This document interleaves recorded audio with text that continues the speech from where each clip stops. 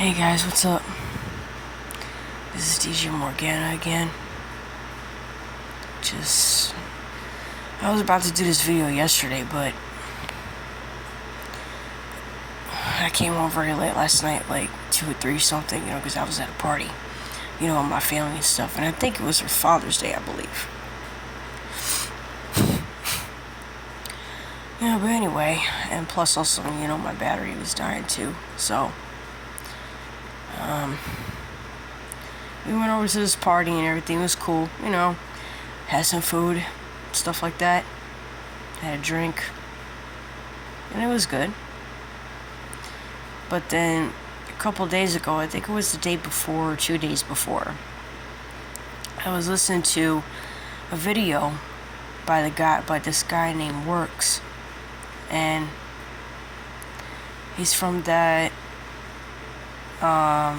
ministry, Revelations of Jesus Christ, in which I love to watch him. I think he's cool. He warns people about the artificial intelligence and the mark of the beast and what the fallen angels did and a lot of stuff, in which I really admire that and I really like that, and that's awesome. And then the thing that I was listening to a couple days ago, I think it was the other day when I was busy doing my nails, so I was listening to him talk about the hookah, about the thing that looks a little bit like a genie bottle, sort of, and then it has like that big, kind of wire to it, the thing that you smoke out of.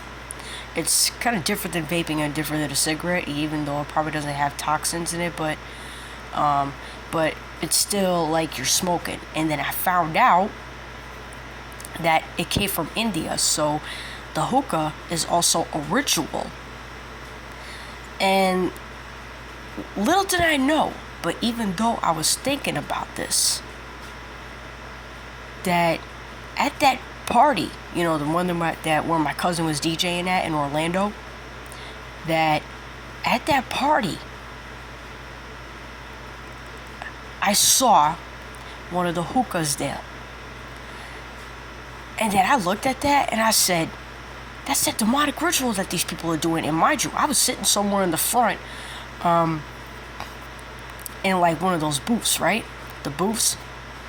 And so, but there was somebody behind me on the other side, a couple, that was doing the hookah. I think it was just a guy that was next to the girl doing it, but anyway. So I'm watching this and I'm thinking to myself, man, I watched a video about the exposure of the hookah and how demonic it is, or what a demonic ritual it is. Now, I'm sitting there watching this stuff, even though the scent kind of like had like a blueberry waffle, kind of scent, but I didn't really want to smell that, that demonic ritual and all that. And so I was sitting close, to the bar place, where you just sit at the place where you wait for the drinks. I was just also really sitting there because I wanted to get away from the smell. Now, I'm just saying to myself, like, man, what in the world do I do, man? What do I say? But the part where I really tripped at is that later on, yesterday night before, sometime before we were gonna go home, right? So, back over here in northern Florida, where I live at, takes like, I think, maybe 3 or 4 hours to get to Orlando. But anyway, because I think we left at like 11, 12 something, and then we got home back at 2 or 3 something. But anyway, as I was saying, I'm sitting there and I'm watching this thing. I said, man, that's the hookah. And I told my parents, and let alone my stepdad, about it. So I'm watching this and I'm saying to myself, like, man. But when my parents, were going over to the bathroom, I'm standing there and I'm just saying to myself, like, man, what in the world do I do? What do I say? When I was thinking to myself, like, God, should I say something? Because I had like this little urge in me to say something, to let the people know, like, hey, do you guys really know what that is? Even though I didn't even know those people.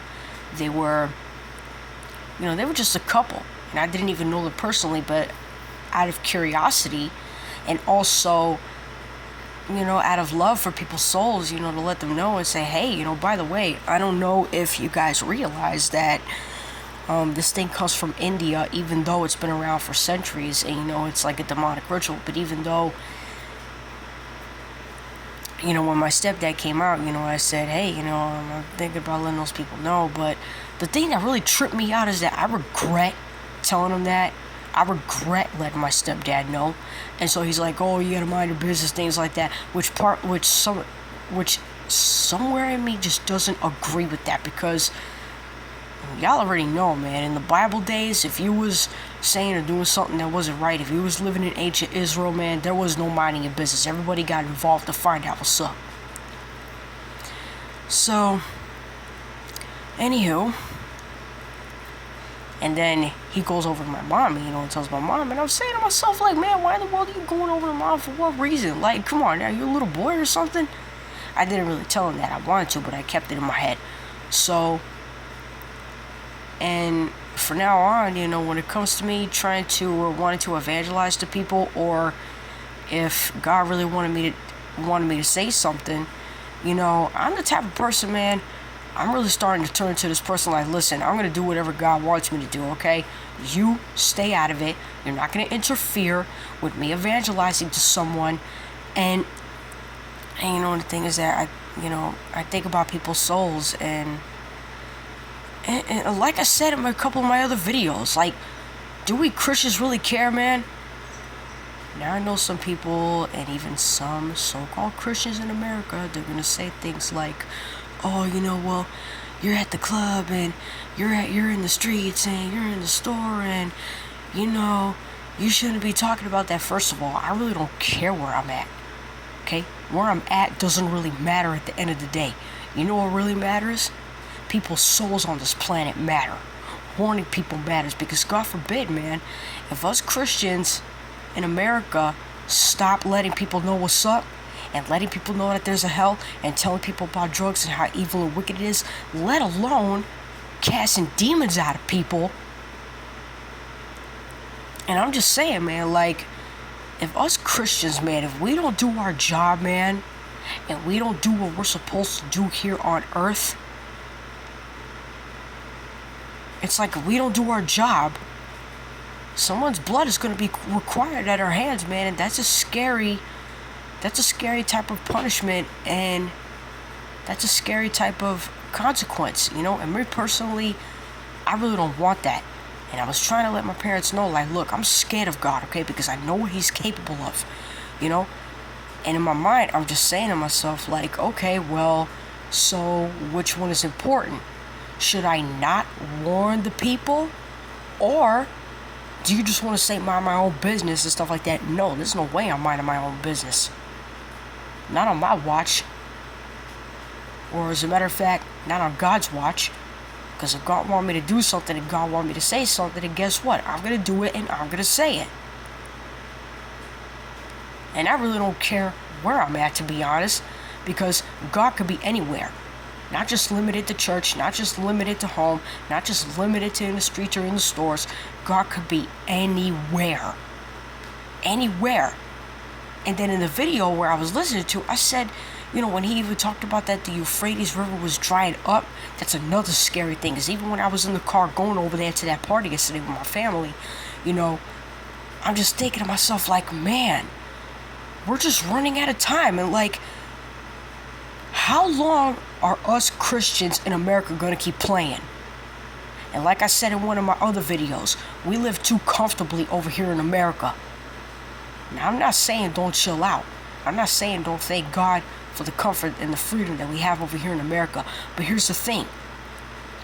If we're taking advantage of it in the wrong way, and then we're starting to go back into the world a little bit, and start talking like worldly people talk about, oh, mind your business and this and that and the other. No, I'm not going to mind my business. Because I am to be about my Father's business as an evangelist, and especially if I'm working for the Most High. How in the world are we going to work for the Most High if we're silent? Let alone being silent, especially because you know how it is.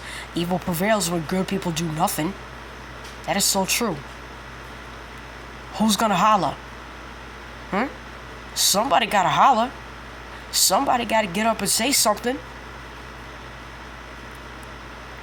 Now, don't get me wrong. Yeah, I understand sometimes we gotta render to Caesar what is his. But at the end of the day, man, we gotta do what God say do, how he say do it, and say what God wants us to say and how he say to say it. Point blank, period. Oh, well, you're gonna lose your life, and you might get tortured, get killed. Well, guess what, Christians of America? Guess what, family? That's a part of it on a certain level. So, Christians of America, toughen up and get used to it. Because this persecution is only going to get worse. And even if I were to get into an argument with those people, but at the same time, who really cares? Okay, I've been in arguments before. Even though, probably not often. I would say rarely, I guess. Because I'm the type of person, man, I'm just saying to myself, like, man, Christians in America really need to start toughening up and start getting real, Because this is not only going to be our lives on the line, is that this persecution in America is only going to get worse. So some stuff is already going on in Canada. It's already happening big time in other countries, let alone third world countries out there, And it's like, whenever are us Christians going to wake up and understand and stop being cowards and stop being afraid, okay, to tell people what's up? Okay, you know what it is? Christians of America, you know what's really going to straighten us out? It's this persecution that's going to straighten us out. Because when they start taking away our Bibles or confiscating our guns, okay, and maybe ruining our churches, what you going to do and what you going to say then? Now you want to say, oh, we got to go back to church. We need to start living holy. We got to read our Bibles. Well, we might as well take advantage of the time while we're at it right now. When there's mercy, when God has given us mercy. Because there's going to come a time, man, where persecution is going to come and God is going to lift his hand. Because if the Most High God feels that harsh persecution, even to the point where it's maybe life-threatening, you know what I'm saying? The life-threatening kind of scary persecution. That's the type of persecution that's in other countries, man. And I said it before, that's coming to America one day. So Christians of America, it's either you toughen up right now, and it's time to stop being cowards and start soldiering up.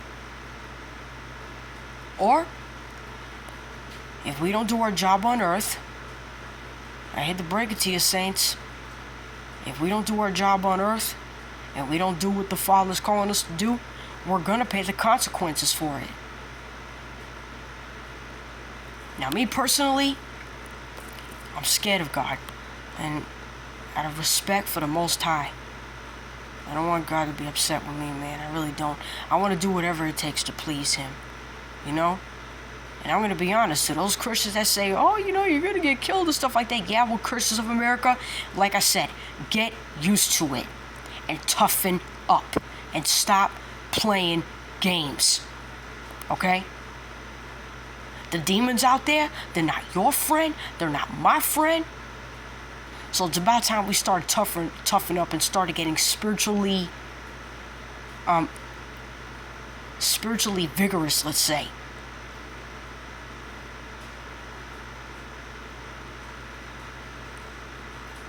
It's time to start getting ready, man, because the heat's about to turn up. Alright, I'm going to meet you guys later on another time. I'm about to shut this video down. I only got a couple seconds left. But anyways, I love you guys. I hate to let that out. Thought I wanted to let you guys know. Probably doing another video about the end times and sin and all that.